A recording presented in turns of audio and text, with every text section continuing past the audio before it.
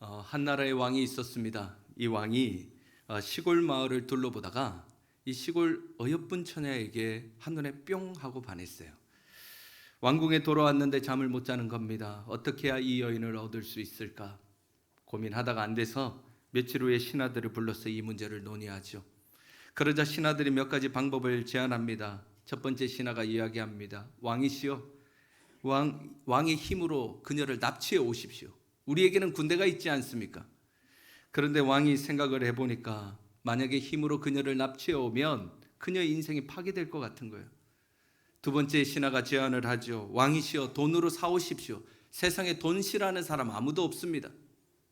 또 왕이 고민을 해보니까 돈으로 그녀를 사오면 그녀의 몸은 살 수 있을지 몰라도 마음까지는 얻을 수 없는 것이죠. 그렇게 몇 날 며칠 고민하던 왕이 결국에 결단을 내려요. 어떻게 이 여인을 얻었을까요?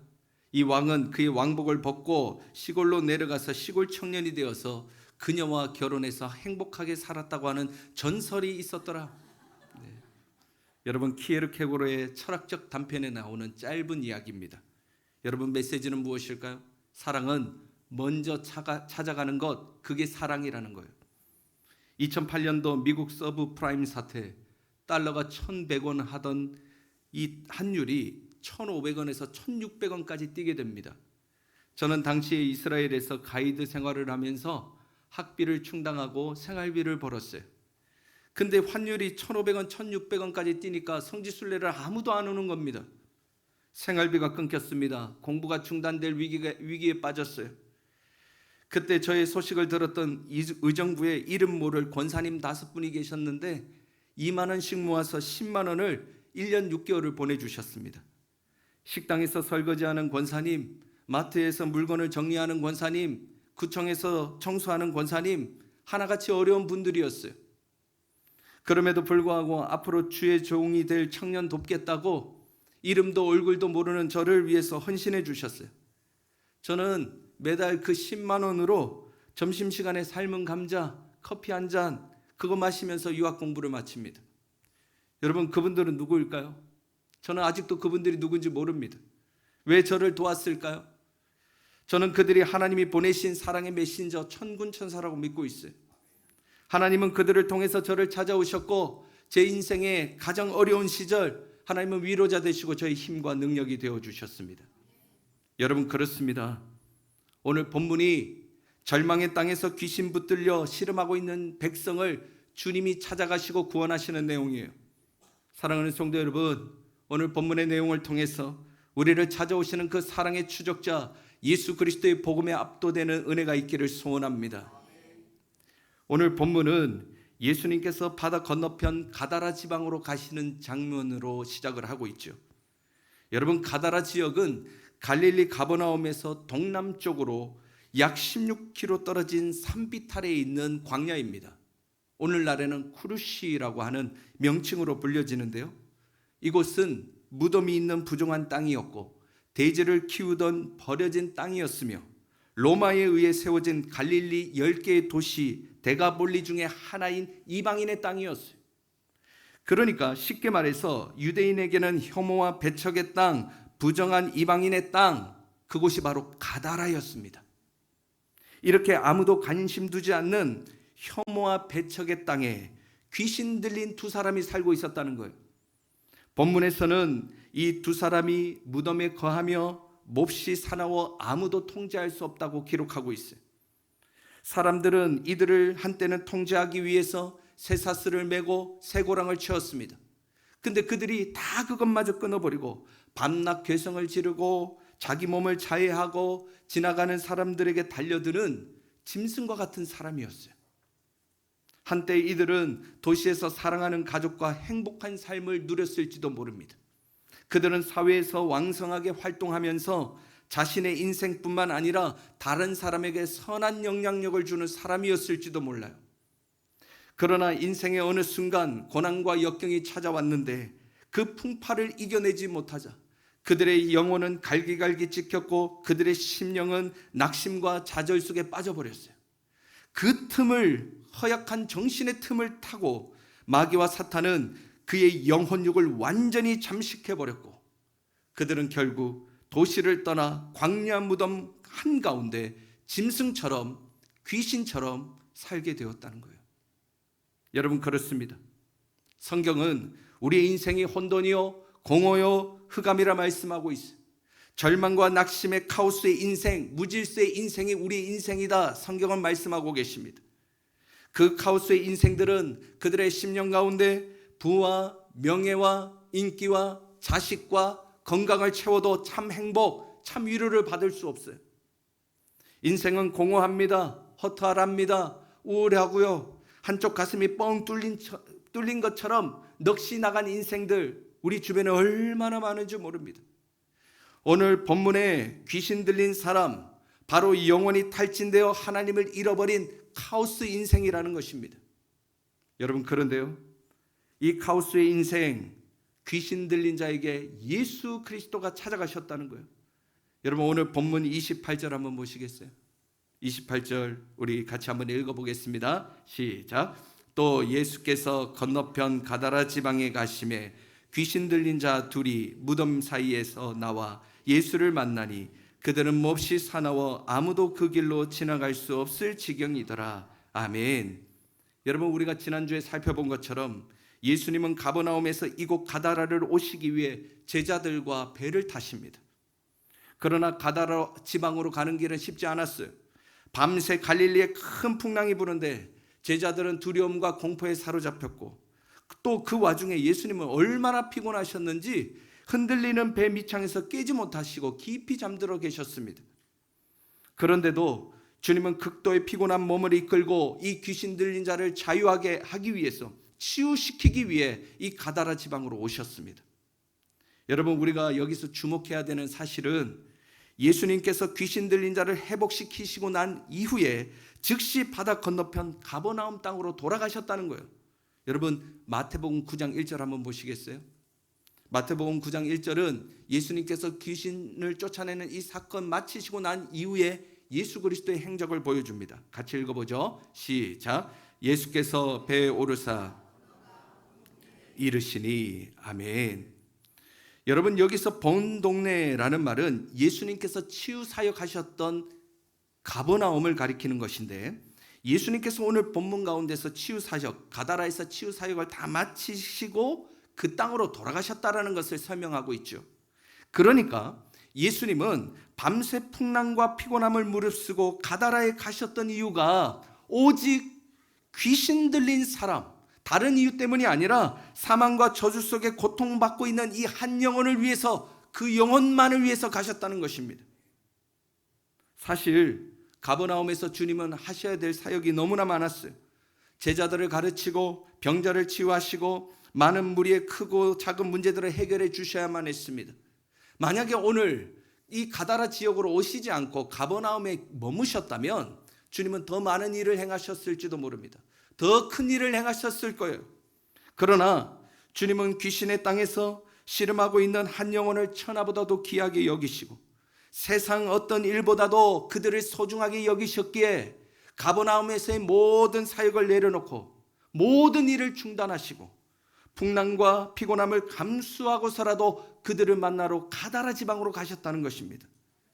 여러분, 사람들의 눈에는 그들이 귀신 같은 광인에 불과했지만 예수님의 눈에는 그들이 하나님의 형상을 품고 있는 주님의 자녀였어요.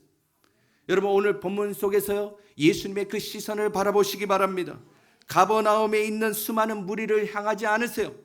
예수님은 사망과 저주의 땅에서 귀신 들려 버려진 인생, 자기의 삶뿐만 아니라 다른 인생까지 고통을 주는 인생, 그 한 영혼을 주님은 바라보고 계십니다. 여러분, 그렇습니다. 우리가 먼저 하나님을 사랑한 것 아니죠. 하나님이 우리를 먼저 사랑해 주셨습니다. 우리가 예수님을 먼저 찾은 것 아닙니다. 예수님이 우리를 먼저 찾아주셨어요. 그래서 로마서 5장 8절은 이렇게 말씀하시죠.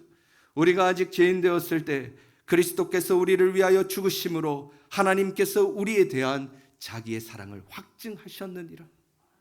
사랑하는 성도 여러분, 주님께서 귀신 들려 고통받는 자를 찾아가시고 그들을 구원해 주셨던 것처럼 저와 여러분에게도 찾아오셔서 절망과 고통, 인생의 수많은 상념과 상처로부터 우리를 건져주시고 치유해 주실 줄로 믿습니다.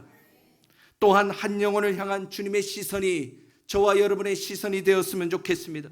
그리고 이 도시와 열방 가운데 귀신에 사로잡힌 백성들을 우리가 찾아가고 고치고 그들을 구원해야 될 줄로 믿습니다. 그것이 오늘 본문이 우리에게 도전하는 메시지예요. 한 영혼을 구원하라.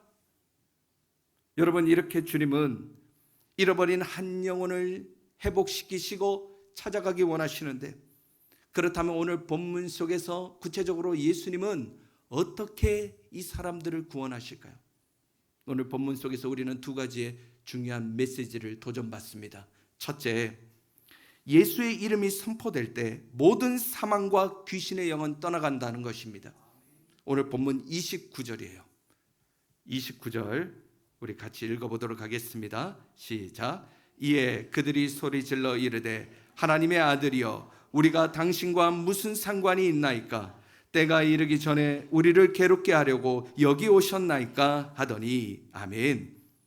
여러분, 오늘 본문 속에서요, 예수님이 가다라 지방에 들어가시자 귀신 들린 자들이 예수님께 나와서 두려워하며 소리를 지르죠. 하나님의 아들 예수여 우리가 당신과 무슨 상관이 있나이까? 때가 이르기 전에 우리를 괴롭게 하려고 여기 오셨나이까? 여러분, 이 귀신의 고백을 통해서 우리는 두 가지 중요한 사실을 깨닫게 됩니다. 첫째, 예수는 하나님의 아들이시라는 겁니다.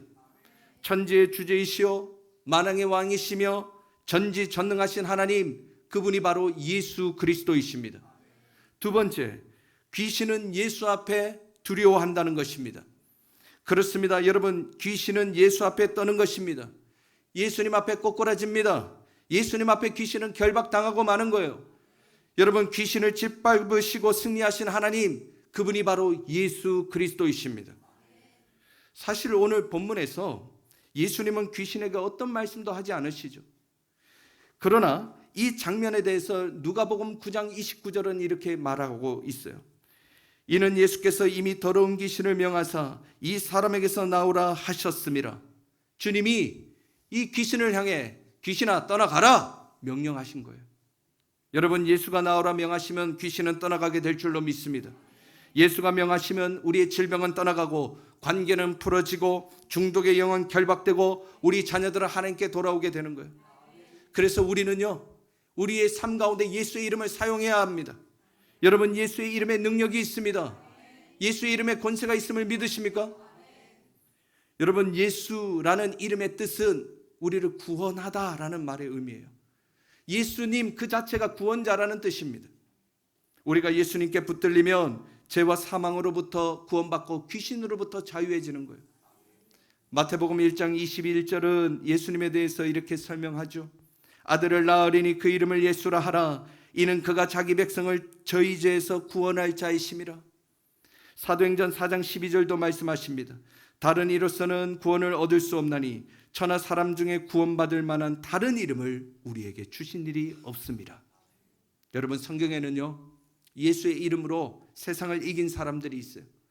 여러분, 다윗은 만군의 여호와의 이름 예수의 능력으로 골리앗을 이기고 이스라엘을 구원하죠. 베드로와 요한은 나사렛 예수의 이름으로 성전 미문에 앉은 안전뱅이를 일으키고 그를 구원합니다. 여러분, 예전에는 자주 불렀던 찬송 중에 예수 이름으로라고 하는 찬송 기억나십니까?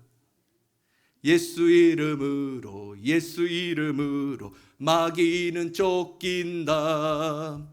예수 이름으로 예수 이름으로 마귀는 쫓긴다. 할렐루야. 예수 이름으로 나갈 때 누가 나를 괴롭히리요. 예수 이름으로 나갈 때 마귀는 쫓긴다. 여러분, 그렇습니다. 우리가 예수의 이름으로 나아가고 예수의 이름을 부르고 예수의 이름을 선포하면 예수님은 우리 가운데 임마누엘로 임하셔서 우리 안에 있는 더러움과 음란과 중독과 절망의 영, 어둠의 영, 귀신은 쫓겨나가게 될 줄로 믿습니다. 과천교회에 김기동 집사님이라는 분이 계셨어요. 그분의 이야기입니다. 반지하에 살던 집사님은 사업이 어려워지자 더 싼 전셋집으로 이사를 가려고 부동산을 찾았어요. 그런데 그 부동산에서 귀가 쏠깃한 이야기를 듣게 됩니다. 반지하보다 더 싼 30평대 아파트가 있다는 겁니다. 그런 집이 있어요? 이렇게 물어본 거죠. 하나 있긴 있는데 문제는 그 집이 폐가라는 거예요. 사람이 안 산다는 겁니다. 이 아파트는 2년 동안 4가정이나 들어왔었는데 가정이 들어올 때마다 부모가 죽든지 아이들이 죽든지 들어오면 사람이 죽어나간다는 거예요. 그래가지고 사람들이 무서워서 이 아파트에 아무도 안 들어온다는 거죠. 김기동 집사님이 고민을 하다가 일단 아파트를 한번 둘러나 봅시다. 가서 봤더니 사방에 거미줄은 쳐져 있고 창문은 깨져 있고 문은 덜컹거리는데 진짜 처녀 귀신, 달걀 귀신 다 나오게 생겼더래요. 근데 갈 데가 없으니까 집사님이 속으로 생각하기를 에이 뭐 귀신 나오면 예수의 이름으로 한번 싸워보지 뭐 그러고 계약을 했대요. 그리고 이사 오는 날 온 동네 주민들이 몰려와서 구경하더래요. 죽어나갈 사람이 어떤 사람인지 궁금해서 몰려온 것이죠. 그날 밤 집사님은 가정예배를 드렸답니다. 여보, 얘들아, 이 집은 귀신 나오는 집이래. 우리는 여기서 하나님 앞에 예배하자. 그런데 웬걸 석 달이 지났는데 아무도 안 죽더래요. 집사님은 주민들을 만날 때마다 이렇게 인사했다고 합니다. 안녕하세요. 과천교회 김기동 집사입니다. 예수님 살아계십니다. 그렇게 6개월이 지났는데 사람은 죽지 않고 집사님의 사업이 점점점 회복되더래요. 그리고 1년이 지나니까 그 사업장에 직원이 수백 명으로 늘어났고 2년 만에 큰 부자가 되었다고 합니다. 그 후에 집사님이 이제 더 넓은 집으로 이사를 간다고 하니까 그 아파트 주민들이 잔치를 벌여주더래요. 아니 이사 가는데 웬 잔치냐고 그랬더니 그 아파트 주민들이 하는 말이 당신이 오기 전에 우리 동에 귀신 나온다고 해서 아파트 가격이 4천만 원이나 떨어졌는데 당신이 와서 부자 됐다고 하니까 아파트 값이 올랐다고 고맙다고 잔치를 열어줬대요. 그 잔치에서 집사님은 예수님 구원에 대해서 설교했다고 합니다. 여러분 예수님 믿으세요. 예수님 믿으면 잡신이 떠나갑니다. 자, 예수 믿고 영원한 복 받을 사람 손 들어보세요 했더니 4천만 원이나 올랐으니까요. 사람들이 그거 흥분해가지고 다 손 들었대요. 그때부터 주민들이 교회 등록하기 시작을 하는데 가장 먼저 등록한 사람이 그 부동산 사장님. 그 부동산 사장님이 등록하더니 줄줄이 사탕처럼 동네 주민들이 그 아파트 주민들이 다 등록을 하더래요. 그래서 한 동 전체가 전부 다 예수 믿게 되었다고 하는 이야기예요. 여러분 과천 주공 아파트 404동의 실화라고 합니다. 과장이 아니고 실화래요. 여러분 그렇습니다. 우리가 살고 있는 땅 귀신에 붙들려 고통받는 자들이 이 땅에 얼마나 많은지 모릅니다. 여러분 대한민국은요 OECD 국가 중에 자살률 1위예요. 2023년도 19세에서 39세 청년까지 은둔형 외톨이 지금 51만 명으로 추정됩니다.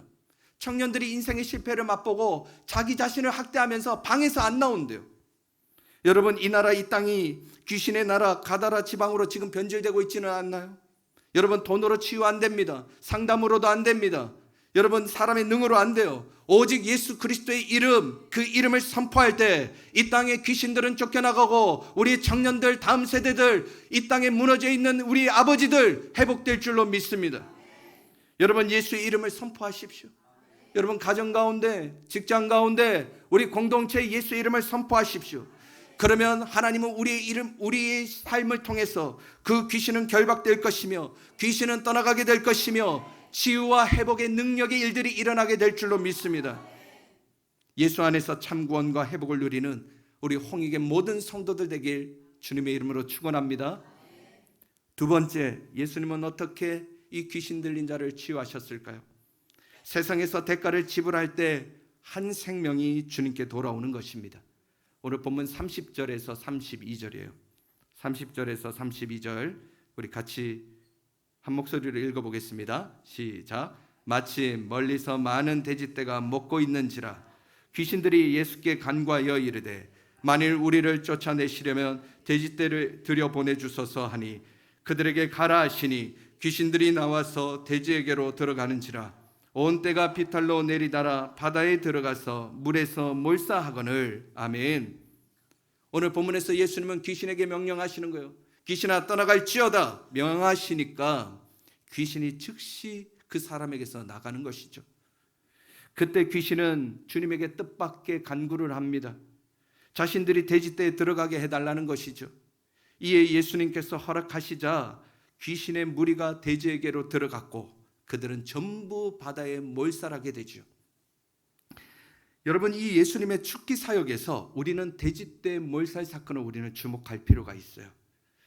돼지는 유대인에게 있어서 저주와 부정함의 상징이지만 이 가다라 지방의 사람들, 이방 땅에서는 소유와 힘의 상징이었어요. 그러니까 예수님은 한 영혼을 구원하는 일이 세상의 어떤 가치보다, 이 돼지떼보다 귀하다는 것이고 어떤 대가를 치러서라도 이 한 영혼을 살려내겠다는 것입니다. 그것이 돼지떼 몰살 사건의 의미예요. 여러분, 당연히 귀신에 매였던 사람이 자유와 회복을 누렸다면 우리가 마땅히 기뻐해야 되겠죠. 당연한 일 아니겠어요? 그리고 주님의 권능을 보았다면 이 가다라 지방의 사람들은 귀신으로부터 자신을 지켜주실 것을 예수님께 부탁을 해야 되고 예수님을 지금 붙들어야 되는 것입니다. 그런데 오늘 본문 속에는 한 영혼을 귀하게 여기시는 주님을 불편하게 바라보는 시선들이 있었어요. 오늘 본문 33절과 34절입니다. 33절, 34절 같이 읽어보죠. 치던 자들이 달아나 시내에 들어가 이 모든 일과 귀신 들린 자의 일을 고하니 온 시내가 예수를 만나려고 나가서 보고 그 지방에서 떠나시기를 간구하더라. 아멘. 여러분, 지금 가다라 사람들이 예수님의 축기 사역 그리고 돼지떼가 몰살했다라고 하는 그 소식을 듣고 예수님께 나와서 하는 말이에요. 예수님, 이 지역을 떠나 주십시오. 예수님을 지금 쫓아내고 있는 겁니다. 가다라 사람들은 지금 한 영혼이 귀신으로부터 자유케 된 것에 대해서는 눈을 감고 있고 예수님 때문에 돼지떼가 몰살당하고 그로 인해서 엄청난 경제적 손실이 일어나는 것만 지금 보고 있는 것입니다. 그들이 예수님을 쫓아낸다고 하는 것은 귀신에 대한 두려움보다 자기 소유가 축나는 것이 더 두렵다는 거예요. 차라리 귀신과 함께 살지언정 자기 소유, 이 돼지떼를 지키겠다는 것입니다. 내 힘과 소유를 손해보게 하는 예수라면 그런 예수는 내 삶에 필요 없다는 거예요. 만몬과 하나님 사이에서 만몬을 선택했던 사람들, 그들이 바로 가다라 지방의 사람들이었어요. 그러니까 여러분, 한쪽에서는 거친 풍랑과 고단한 육체를 감수하고서라도 한 영혼을 귀신으로부터 살려내고자 하는데, 다른 한쪽에서는 자신의 소유와 힘의 상징인 돼지를 지키겠다고 한 영혼을 귀신에게 내어주는 거예요. 여러분, 오늘 이 본문이 우리에게 무엇을 말씀하시려는 걸까요? 우리가 한 영혼을 구원하기 위해서는 내 삶의 대가를 지불해야 된다는 것입니다. 여러분, 대가 지불 없이 한 영혼이 주님께로 절대로 인도함 받지 못해요. 윌리엄 펜이라는 사람은 이렇게 말했어요. No cross, no crown. 여러분, 십자가 없이 영광이 없다는 것이죠. 사람들은 부활을 사모하죠. 사람들은 그들의 인생에서 생명과 영광을 좋아합니다. 그러나 십자가의 고난을 통과한 자들, 십자가의 대가를 지불한 자들이 부활의 영광을 얻는 것입니다. 여러분, 지옥으로 달려가는 한 영혼을 주님께 인도하기 위해서 우리는 대가를 지불해야 합니다. 여러분, 이전에도 제가 간증을 한번 한 적이 있는 것 같은데요. 제가 홍익교회 오기 전에 청년부에서 사역했어요. 제가 어떤 공동체 청년부 전도사로 딱 부임을 하니까 그 당시에 청년부가 부서 개편을 했어요. 그래서 기존에 있던 사역자들을 다 내보내고 그 자리에 제가 부임한 것이죠. 그러니까 청년들이 기존에 있는 전도사님 너무 좋았는데 전도사님이 나가고 새로운 전도사가 오니까 저를 좋아했을까요? 싫어했을까요? 싫어한 거예요. 그래서 저에 대해서 늘 불평불만이 많았습니다. 저에 대해서 얼마나 뒷담화를 하든지 정은광 전도사는 설교가 비복음적이다, 신방을 제대로 못한다, 셀 거부, 부서 사역 거부, 도저히 사역이 불가능했어요. 저는 1년도 되지 않아서 완전히 영적으로 탈진되었습니다. 하다 안 돼서 사임을 해야겠다 마음을 먹고 사임하기 전에 그래도 기도라도 한번 해보고 사임하자. 그래서 저희 아내와 함께 본당에 내려가서 작전 기도했어요.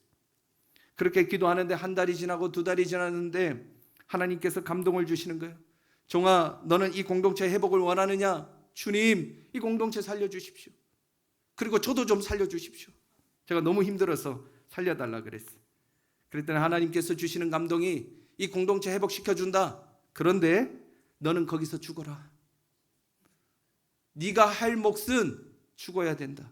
네가 대가를 지불하고 네가 지나고 나면 이 공동체는 다시 일어날 것이다. 하나님 그 말씀 주시는 거예요. 그래서 제가 사임을 내려고 했다가 그 사표 도로 집어넣고 청년들을 정말 주님 대하듯이 그들 앞에서 바짝 엎드렸어요. 하나님이 그거 가르쳐 주시려고 그러한 일들을 만나게 하신 것 같아요. 10살도 더 아래인 청년들을 주님 대하듯이 모셨어요. 그리고 나서 시간이 지났고 저는 홍익교에 오게 되었죠. 한 1, 2년, 제가 오고 나서 한 1, 2년 지났을까요? 저에게 늘 공격하고 부정한 말을 옮겼던 그 청년들이 찾아왔어요. 그리고 어찌된 일인지 손이 발이 되도록 저한테 빌었어요. 홍익교회에서 그랬어요. 그래서 제가 그들을 안아주고 용서하고 축복해 줬어요. 그리고 놀랍게도 하나님께서 저에게 감동 주셨던 것처럼 그 공동체가 회복되기 시작하는데 지금 이 어려운 시절에도 청년부서가 부흥하고 있다는 소식을 듣고 있어요. 여러분 그렇습니다. 내 주변에 주님께 돌아와야 되는 한 영혼은 누구입니까? 내 남편, 내 아내, 자녀, 부모, 이웃, 내 직장의 동료들, 여러분 그들을 위해서 대가를 지불하십시오. 여러분의 시간과 물질과 헌신을 드리십시오. 손해를 보십시오. 여러분들이 주님을 위해서 이 땅에 썩어질 것을 손해보시면 하나님은 여러분을 통하여 생명과 구원의 역사를 이루게 하실 줄로 믿습니다. 여러분 오늘 본문의 가다라 사람들처럼 자신의 소유 때문에, 대지 때문에, 인생의 가치 때문에 한 영혼에 대해서 눈을 감지 마시고 영혼을 향한 주님의 마음을 갖는 저와 여러분 되었으면 좋겠습니다. 사랑하는 성도 여러분, 하나님께서 믿음의 눈을 열어서 여러분들이 귀신에 붙들려 고통받고 있는 자들 그 영혼을 바라볼 수 있는 안목이 생기기를 축복합니다. 더불어서 그들을 위해서 기꺼이 내 것 내려놓고 찾아가서 예수의 복음으로 그들을 살려내는 믿음의 생명의 통로가 되길 주님의 이름으로 축원합니다. 지금부터 100년 전 조선 땅은 외국인 선교사들의 눈에는 저주와 사망의 땅이요 귀신의 나라였다는 것을 알고 계십니까? 그러나 선교사님들은 한 영혼을 향한 주님의 마음을 알았기에 그들은 주저함 없이 이 조선에 와서 기꺼이 그들은 순교했어요. 그 중에서 우리에게 조금은 익숙한 로버트 토마스 선교사님, 그는 1886년 제너럴 셔먼호를 타고 대동강에 도착을 하죠. 그때 군인들이 선교사님의 그 배를 불살라요. 그러자 토마스 선교사는 급히 성경 한 권을 가슴에 품고 대동강물에 뛰어듭니다. 그것을 지켜보았던 제임스 게일 선교사는 토마스 선교사의 순교를 이렇게 기록하고 있어요. 토마스 선교사가 성경을 들고 강변에 이르렀으나 조선군이 그의 사지를 치고 목을 잘랐다. 그리고 그의 시체를 모두 불살랐다. 그런데 그때 토마스 선교사의 사지를 친 군인이 박춘권이라는 사람입니다. 그런데 이 박춘권이라는 사람이 시간이 지나고 토마스 선교사의 목을 자를 때 그때의 상황을 일기로 남겨요. 그 내용을 한번 들어보세요. 그는 나의 두 손을 잡고 무슨 말을 한 후 웃으면서 붉은 배 입힌 책을 받으라 권하였다. 그러므로 내가 그를 죽이기는 하였으나 이 책을 받지 않을 수 없어 받았노라. 이 글을 볼 때 토마스 선교사가 순교 직전에 이 박충권에게 성경을 전하면서 예수를 믿으라고 이야기했던 것 같아요. 그런데 여러분 놀라운 일이 생깁니다. 토마스 선교사의 사지를 잘랐던 그 박충권 선교사가 전해준 성경을 읽고 예수를 믿어요. 그리고 나중에 그는 교회 장로가 됩니다. 조선을 사랑하고 한 영혼을 사랑했던 로버트 토마스 선교사, 그는 자신을 위해 이 땅에 오셔서 십자가에 죽으신 예수의 사랑을 알았기에 그는 조선에 와서 한 영혼 박충권에게 예수의 이름을 선포하고 순교했어요. 그는 비록 귀신의 땅 조선에서 자신의 생명 대가를 지불했지만 하나님은 그를 통해 박충권을 변화시키고 이 조선을 변화시키고 100년 후에 저와 여러분들을 변화시키셔서 하나님의 자녀로 삼아주셨다는 사실을 우리는 기억해야 될 줄로 믿습니다. 여러분 그렇습니다. 저와 여러분의 가다라 땅은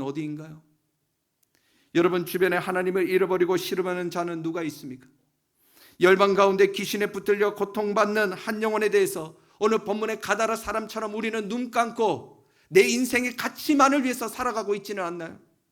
여러분, 믿음의 눈을 들어 주변을 살펴보시기 바랍니다. 분명히 우리 주변에 불신자들이 있을 겁니다. 귀신에 붙들려서 고통받고 씨름하고 있는 카오스의 인생에 분명히 있을 거예요. 여러분, 오늘부터 그 불신자들을 품는 저와 여러분 되었으면 좋겠습니다. 그리고 그들을 찾아가십시오. 예수의 이름을 선포하십시오. 여러분의 시간과 물질과 헌신과 대가를 지불하시기 바랍니다. 그리할 때 하나님께서는 우리를 통해서 하나님의 일을 하실 것입니다. 여러분의 가정은 변화될 줄로 믿습니다. 이 땅과 이 공동체는 하나님 앞에 쓰임받게 될 줄로 믿습니다. 한국교회는 회복을 넘어 부흥케 되는 역사가 임하게 되기를 주님의 이름으로 축원합니다. 사랑하는 성도 여러분, 이번 한 주 저와 여러분들이 작은 예수가 되었으면 좋겠습니다. 가버나움을 돌아보지 아니하시고 가다라 그 땅에 귀신 들려 씨름하고 있는 그 백성을 향했던 주님의 시선이 저와 여러분의 시선이 되었으면 좋겠습니다. 그리고 이 가다라 땅, 이 열방 가운데 있는 가다라 땅으로 나아갈 때 그 귀신의 나라가 하나님 나라로 변모되는 귀한 축복의 역사가 저와 여러분의 인생 가운데 임하기를 주님의 이름으로 축원합니다. 기도하겠습니다.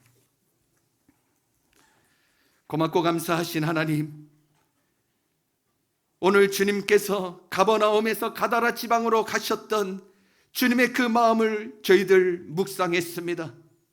거친 풍랑을 헤치고 피곤한 몸을 이끌고서 가다라 지방으로 가셨던 그 이후 귀신의 땅에서 귀신에 붙잡혀 씨름하고 있는 그 한 영혼을 치유하고 고치시기 위해 주님은 그곳으로 나아가셨습니다. 주님, 그렇습니다. 하나님, 이 말씀을 보면서 이 땅에 가다라에 귀신 붙들려 살아가고 있는 백성들은 무엇이 있는지, 어디에 있는지 우리도 깨닫게 하여 주시옵소서.